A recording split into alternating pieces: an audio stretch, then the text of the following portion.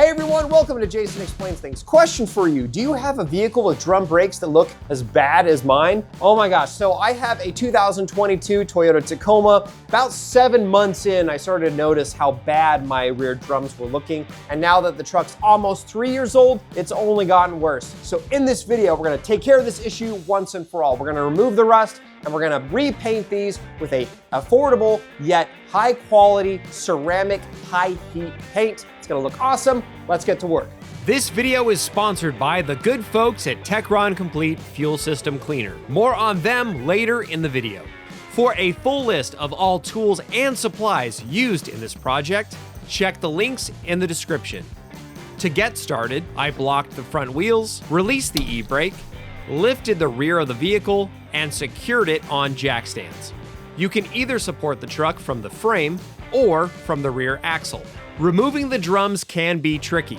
Toyota makes this easy using 2 bolts. Thread in the 2 compatible bolts evenly until the drum is freed from the rest of the assembly.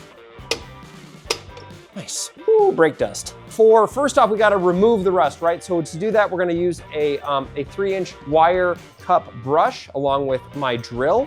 While we're doing that, we also want to have safety glasses, a respirator to protect our eyes and our lungs, brake cleaner, which we can use to remove brake dust, and then also clean the surface. Another thing you're gonna want to have for sure is a big drain pan or a basin, like I have this one.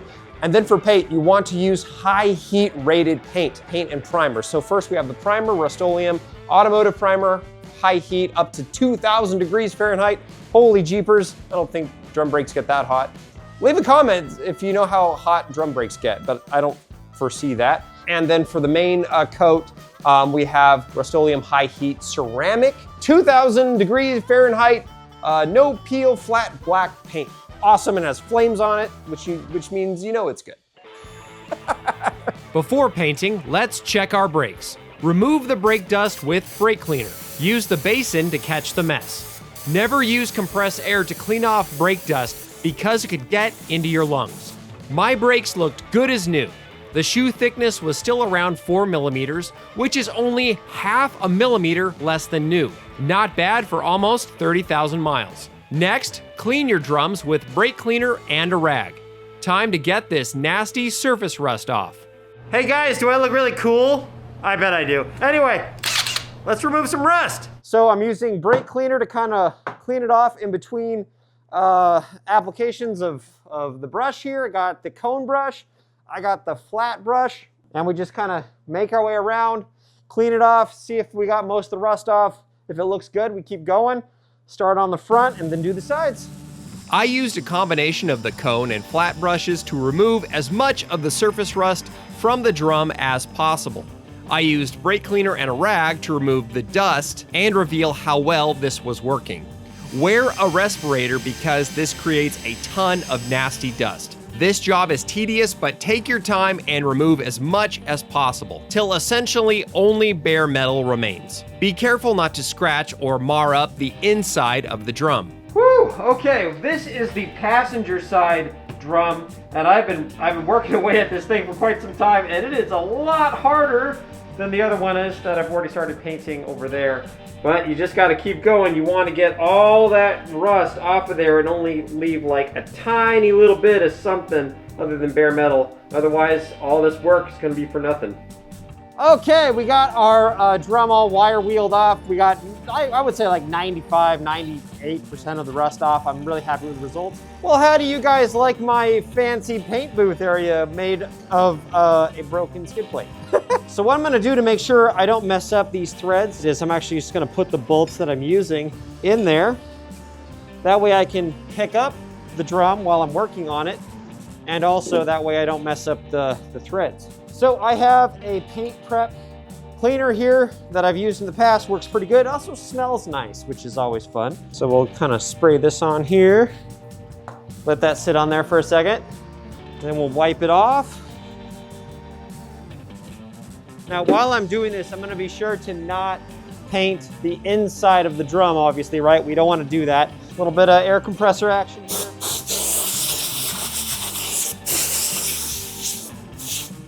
You wanna make sure your primer is all nice and mixed up.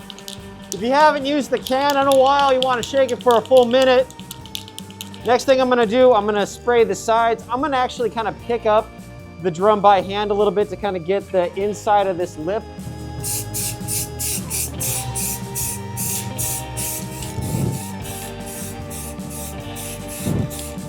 Next, we're just gonna do a light coat of the entire drum. Again, not trying to spray in there to get paint inside the drum, right? You could mask it off if you wanted to. I don't think that's quite necessary. So we're gonna let that first coat dry. Once it's dry to the touch, we'll do probably 2 more coats. And the last coat can be a bit of a heavy coat. And then we need to wait 1 hour minimum before we apply the top coat, which frankly, because of the time of day, will be tomorrow for me.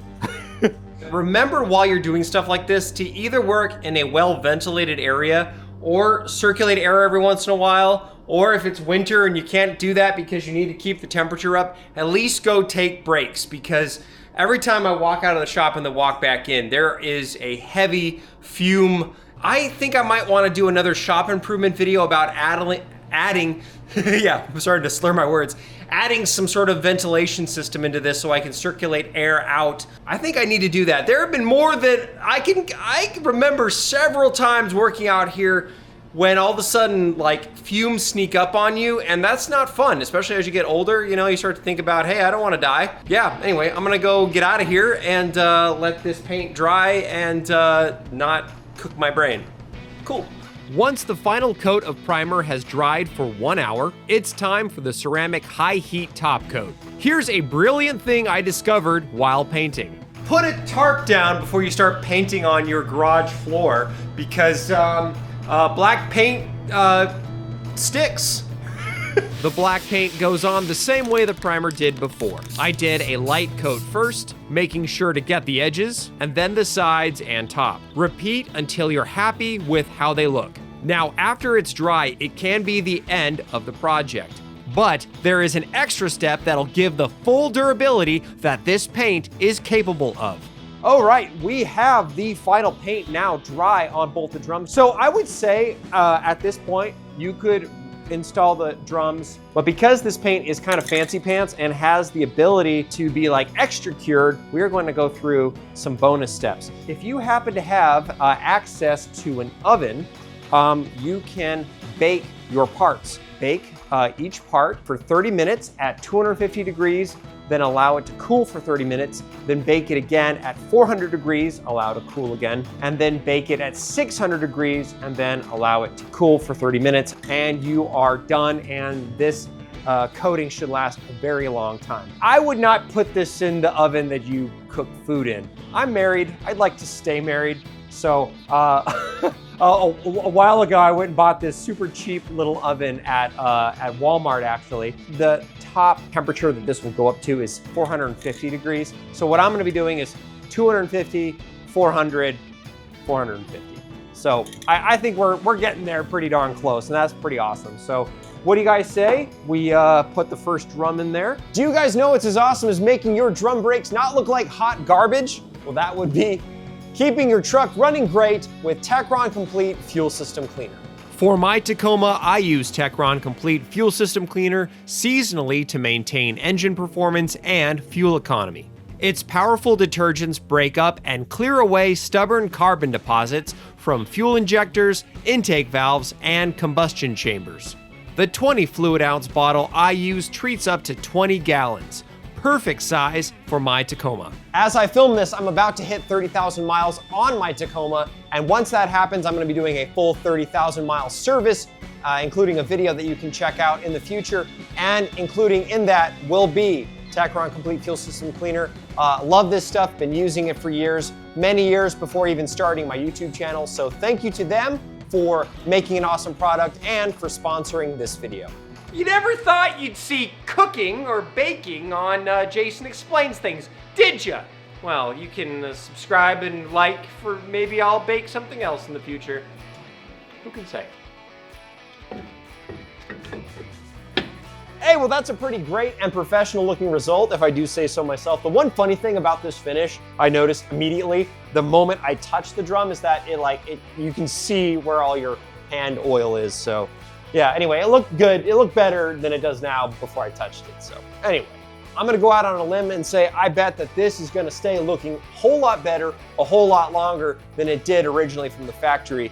But to find out if I'm full of crap, you're just gonna have to hit subscribe and turn on notifications, because I do pretty often maintenance videos, adventure videos, times where I take the wheel off. So you're gonna see this drum again, probably later this year, into next year, and beyond after that. So you're gonna see if this paint job held up or not by watching my videos. So anyway, thank you all very much for watching. Really appreciate it. Until next time, God bless, and don't forget to do it yourself.